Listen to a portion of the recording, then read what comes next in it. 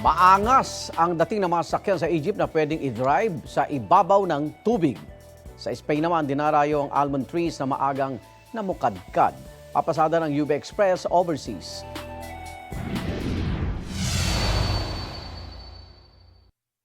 Nagsimula ng mamukadkad ang naggagandahang bulaklak ng almond tree sa Spain. Ayon sa local officials, napaaga ng halos 3 linggo ang pagblossom ng mga bulaklak ngayong taon dahil sa hindi napapanahong pag-init ng temperatura.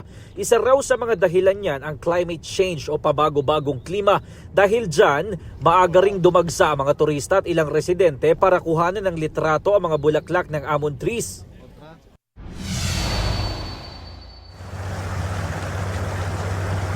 Para sa mga naghahanap ng kakaibang experience sa dagat, alok ng isang negosyante sa Egypt ang car-shaped vehicle na kayang bumiyahe sa tubig.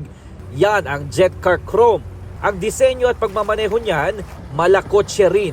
May driver at passenger seats. Ang disenyo, depende sa kulay at anyo na gusto ng kliyente na karamihan ay taga-Amerika, India at Europe. Gawa sa Egypt ang ilang bahagi. Ang makina naman, imported mula sa Japan at pwedeng i-modify. Tumatagal ng hanggang 20 araw ang paggawa sa jet car depende sa disenyo.